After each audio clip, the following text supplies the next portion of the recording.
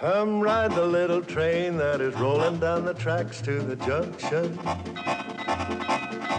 Forget about your cares, it is time to relax at the junction.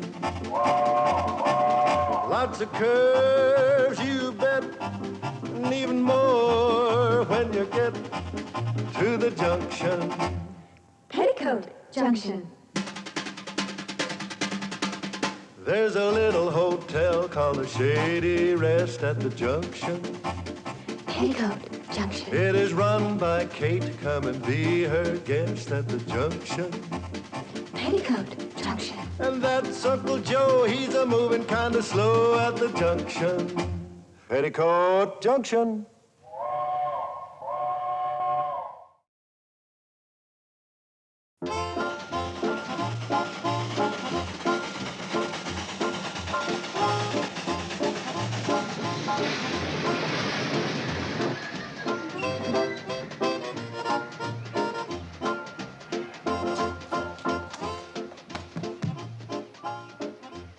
Is it bad, Charlie? Not too bad. A few tomatoes and eggs and a cabbage or two caught the tender. I've never seen such an angry mob. Everybody yelling, "Get the coach! Kill the coach!" Oh, poor Uncle Joe. Well, losing the biggest game of the year, 84-0, ain't exactly the way to win friends. I hate to think what the back of the train looks like.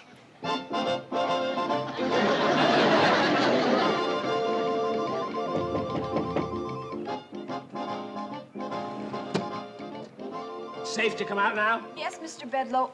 I'm terribly sorry you had to go through all this just because our team lost. Oh, that's all right. Remember, lad, it's not whether you win or lose. It's how you play the game. You play lousy. There. I got that impression.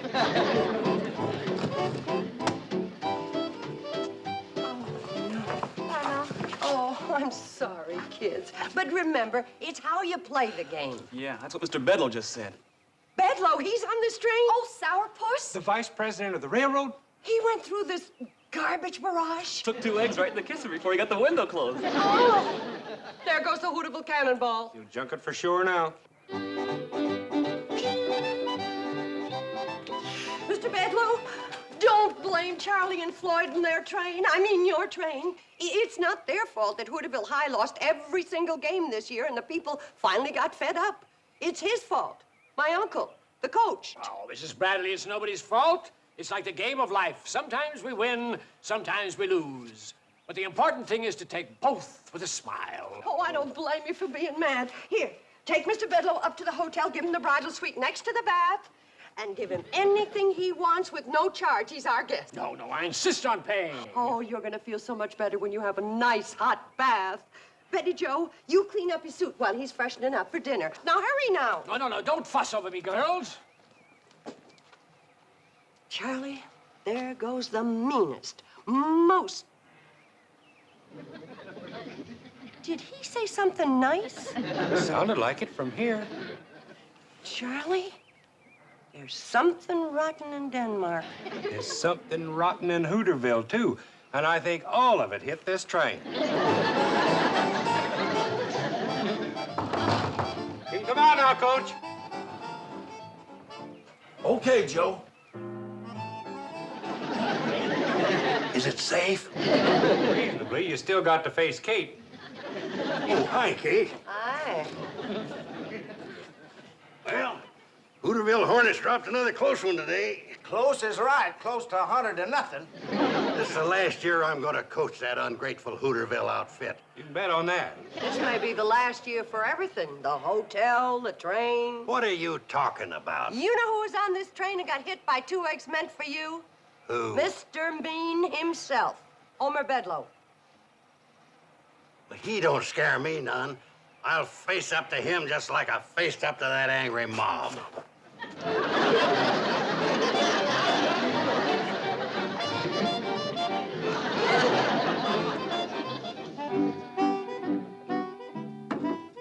You say they're directors of the railroad? 2 of them, big shot Eastern fellas, come in a private plane. Now, they're going to board the Cannonball here in Hooterville tomorrow morning for an inspection trip. And Bedloe put him up to it, huh? He's awaiting for him at the Shady Rest. Oh, that sneaky rat.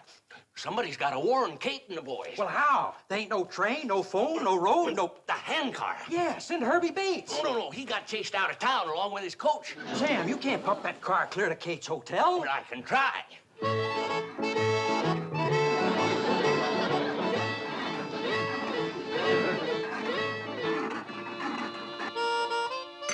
I said to myself, Homer Bedloe, you've got to go back to that wonderful little town of Hooterville and ride that wonderful little train to that wonderful little hotel and visit with all those wonderful people. I'll say one thing for you, Homer. You're a good loser, but we really outsmarted you when you tried to scrap the cannonball. Uncle Joe, Mr. Bedloe doesn't want to talk about that. Kate, women don't understand the kind of sportsmanship that goes on between men. Now, Homer and me locked horns, and he got the worst of it.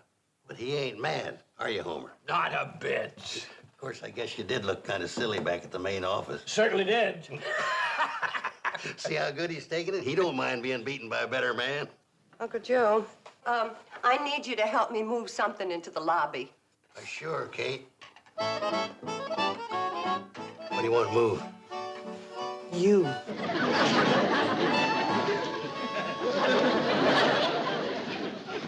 How long are you planning to be with us, Mr. Bedloe? Oh, I think along about noon tomorrow ought to do it. Oh. Isn't that about the time you boys get the train back from Hooterville? Yes, sir, and we'll be right on time for you, Mr. Bedloe. Oh, no. Take your time. Be late. I don't mind. Hear that, Charlie? We can sleep late. Floyd, we got to get up early and clean the train. It's a mess. We'll help you. Sure we will, Charlie. Oh, no. You young people shouldn't waste a good Saturday morning cleaning a train. Besides, it'll be a good object lesson for the people of Hooterville to see that train the way it is. Remind them of how ugly mob violence can be. No. The messier it looks, the better. I tell you, that man's up to no good. He's out for revenge. Well, now, if he was a woman, I'd agree with you. Never turn your back on a woman. They're sneaky, cunning, and treacherous. Thanks. But a man is different, so stop worrying about Bedloe. Uncle Joe, you tell Floyd and Charlie to meet me down at the train. I'm going into town and talk to Sam Drucker. What about? About the price of horseradish. Well, at least I got you to stop worrying about Bedloe.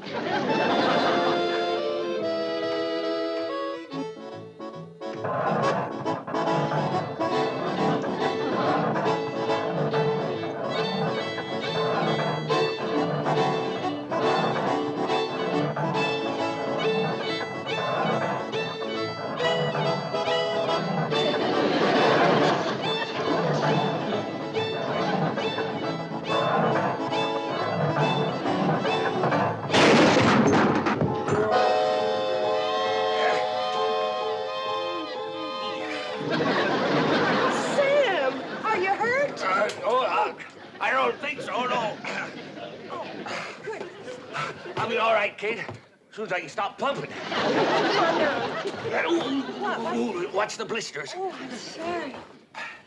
Who is it, Kate? Sam Drucker. Listen, is Bedloe up at the hotel? Yeah. Come on up and say hello. He's changed, Sam. Nicest fella you ever want to meet. Horseradish? Well, you can talk to Kate about that later. Come on up and visit Bedloe. No, listen to me. Bedloe is here for only one reason. He's got a scheme that'll finish this train once and for all. You hear that, Uncle Joe? Yeah.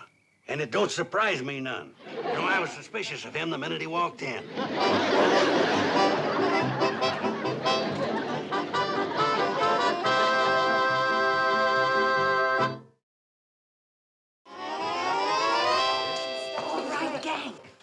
Those big city railroad directors see the Hooterville Cannonball in the morning, she's gonna be shining like a new penny. From cowcatcher to caboose. Yeah, that's right. Mr. Bedloe's in the lobby. Now, come on, get your buckets, let's go. Yeah. Betty Jo, listen, you and Herbie help Floyd and Charlie scrub down the locomotive, okay? Now, Bobby Joe, you and Bill... Where's Billy Joe? She didn't like the way her blue jeans fit her, so she's taking them in through the... Oh. Now, come on. Let's go. We only got till daybreak. Oh, no, Sam. No. You've done your part. You go to bed and rest those blisters. Not me, Kate. I want to be in and foiling Bedloe all the way. Thank you, Sam. He dozed off. I think it was your eggnog that did it. Well, I thought it would. I put a half a bottle of cooking sherry in it. I wondered how he could go to sleep while I was telling him the story about my wooden Indian. I was telling him all about my great-great-uncle, Kit Carson, how he carved it out of solid oak with a hunting knife given to him by this old Indian chief when he was just a boy living in the woods down in southeast. Joe, you're putting me to sleep, and I got work to do. And so have you. So grab a bucket and head down the train. Kate, don't you think somebody should stay here and keep an eye on Bedloe? Well, I'm gonna do it. I got work to do here in the kitchen. Did you set his watch ahead? Yeah, set it ahead till midnight. How about the other clocks? Oh, I forgot. Here, I'll start with this one. Say, where is everybody? Oh, Uncle Joe, get this stuff out of sight. Here. Mrs. Bradley, where'd everybody disappear to? Shh. Everybody's in bed asleep. It can't be at this time of night. It's... Holy smokes, it's after midnight. Shh, you wake everybody up. There must be something the matter with my watch. It can't be this late. Well, it is, and you should be in bed, too. I'm not sleepy. I'll make you some more eggnog. Oh, that's darn good eggnog, but I don't want you to go to all that trouble. Oh, it's no trouble at all. I can't believe I slept for 3 hours. Is there a clock in here? Well, I'm so ashamed it's so dirty, you can't tell what time it is.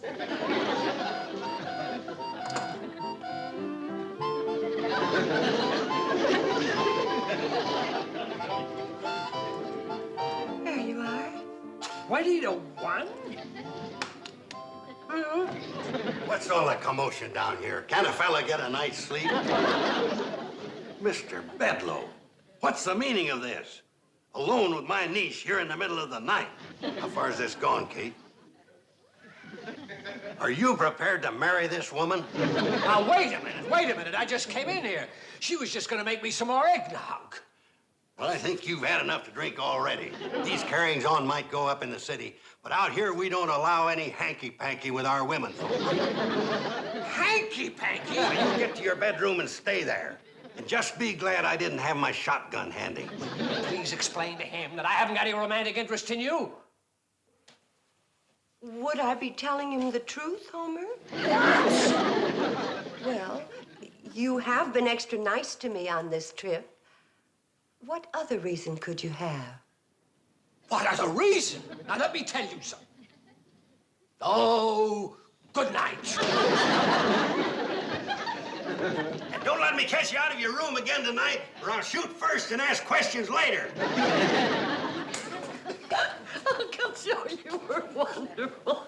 Now, let's go on down the train and get to work. Okay. I'm all dressed for bed, and I was asleep on my feet.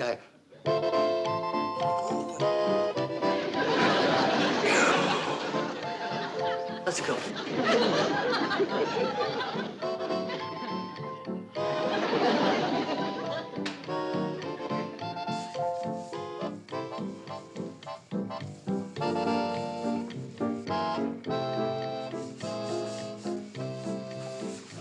All right, gang. That does it for the outside. Now let's see how Uncle Joe's doing inside.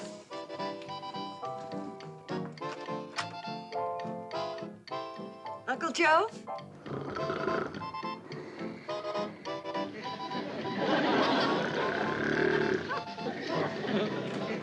How'd it go, Kate? That big mess come off the seats? Nope, there it sits, fast asleep. How he can sleep on those hard, splattered up backbreakers is beyond me. Say, Charlie, can you and Floyd unbolt these seats and get them out of here? Well, yeah, Kate, but wouldn't it be easier to wake him up and let him walk out? That's not what I had in mind. Look, go get your tools and take everything out of this coach. Everything? Everything. Those two big city railroad directors are going to get the surprise of their lives.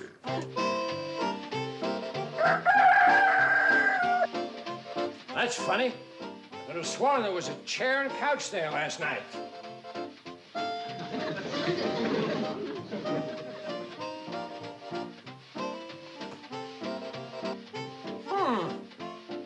All aboard Hooterville Cannonball.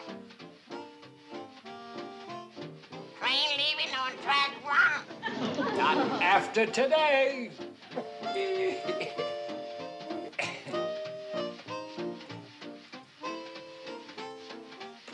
Thought you might like some company for breakfast, Joe Carson?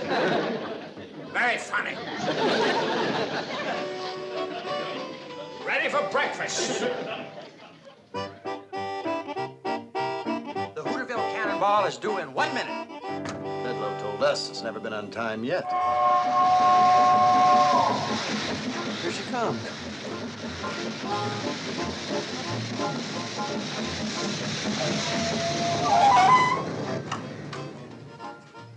Hooterville!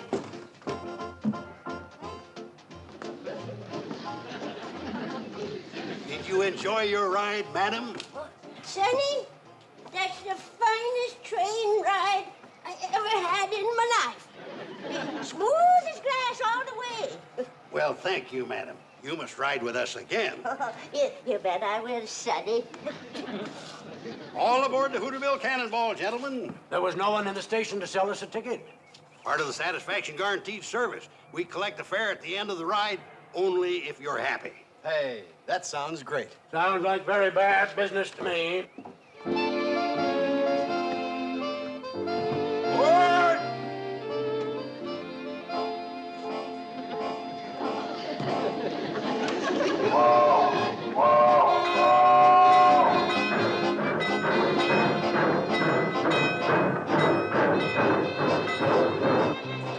Good morning, gentlemen.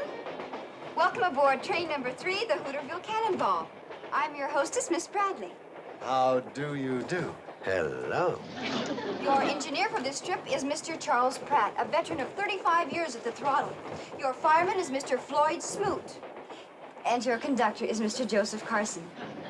We will be cruising at a safe, comfortable speed of 40 miles an hour. And a delicious hot meal will be served en route. If there's anything I can do to make your trip more comfortable or enjoyable, you have only to ask. Thank you.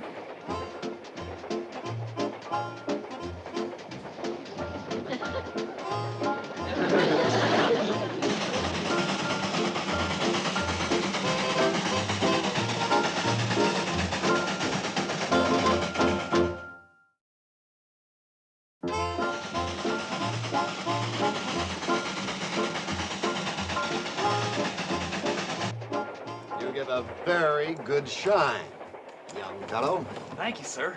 Hey, John. Do you notice the porter's smock? Like they wear in Europe. Yeah. The service on this train is a lot like the crack continental trains, too. Oh, come now, Matt. You can't compare the Hooterville Cannonball to, say, the Train Bleu. Oh, you know, the blue train from Paris to Nice. Well, no. I happen to hear that, sir. What has the blue train got that we haven't got? Well, besides the shoe shine, you can get a haircut, a manicure. Herbie, Porter, tell the personnel director to send in one of our barbers and a manicurist immediately. What? Quickly, boy. Pepper. Mom? Mm-hmm. Bobby's ready to entertain. Oh, good. Oh, Bobby, that's kind of brief. Well, I've word in the Hooterville High Follies. Oh, well, Oh, hi, Herbie. How's it going? Fine. Until Uncle Joe promised him a barber and a manicurist. What? Sam, did you ever give a haircut? No. Well, there's a first time for everything. Herbie, give him your smock. Here, that's your take over here. Bobby Joe, hand me my sewing basket. Yeah. Sam? Betty Joe? Did you ever give a manicure? A locomotive engineer? How about you, Bobby Joe? Well, I do my own nails. Well, now you're doing someone else's. But I haven't got my stuff with me. Make do. Buffer. Orange sticks. What about nail polish? What about nail polish? Oh. Here we are. Vanilla extract? Keep the label hid. Right out there is some of the most unusual scenery in the world. I don't see anything so unusual about it. Well, you notice that windmill out there? Yeah? I'll tell you about that windmill. Oh, here comes the barber and the manicure.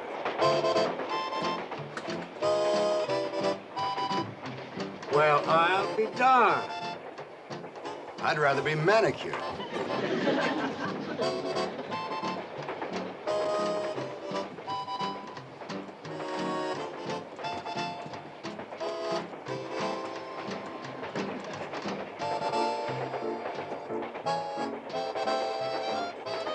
What do you think of the foreign situation? Which one? Take your pick.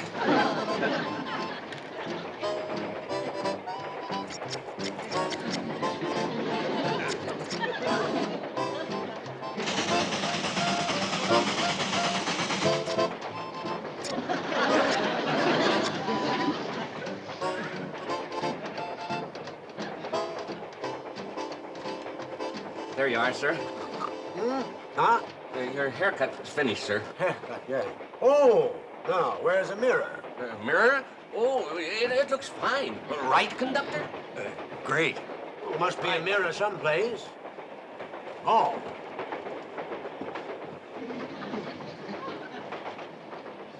Barbara, come here. Yes, sir. That is the best haircut I ever had. Thank you. I, Barbara, could certainly take lessons from you. Say, Max, how's your manicure? Sensational. This whole train is sensational. You said it. John, do you think maybe BEDLOE drinks? I don't know if he does now, but he may start after I get through with him. I'm telling you that when John Fisher gets through with a Hooterville cannonball, it'll be nothing but a pile of scrap. He'll rip up those tracks with his bare hands. There's the only man I know that's meaner than me. These local yokels thought they had me over a barrel, thought they had me outsmarted. Well, nobody gets the best of me. I never forget, and I never forgive. I'll see every last one of them in the poorhouse. Come to think of it, I'm as mean as John Fisher. Maybe meaner.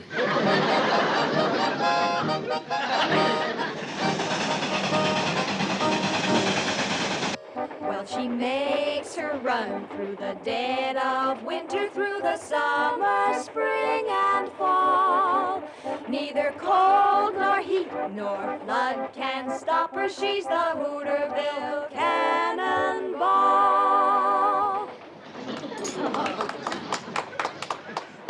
Betty Jo, maybe the gentleman would like another helping. Oh, no, please. I've had 5. 6 for me. What was that delicious concoction? But just chicken and dumplings, country style. Specialty of the Hooterville Cannonball chef. I'd like to meet him. Would you ask him to come in? He never leaves the kitchen. You actually have a kitchen in there? He's small but efficient. Let's go see it. It may serve as a model for our new diesel streamliners. Good idea. You gentlemen connected with some railroad? Well, as a matter of fact, we are 2 of the directors of this railroad. Oh, dear, my goodness, did you hear that? Why, if we'd have known that, we'd have given you our first-class service. What have we been getting? Economy tourist class. Max, there's no 2 ways about it. This is the greatest train on wheels. Bar none. And we've ridden them all. Wait till I get my hands on BEDLOE.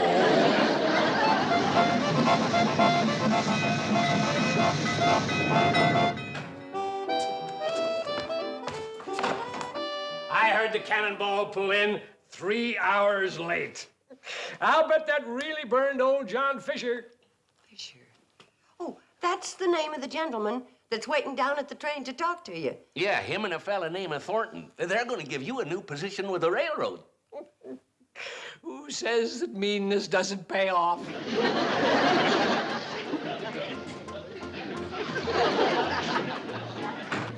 Floyd and me sure do appreciate this, Mr. Fisher. Yeah, Mr. Fisher. The kind of train you boys run, you deserve it. Snap to it, BEDLOE, or you won't even keep this job. Sir, boss. Where'd I go wrong?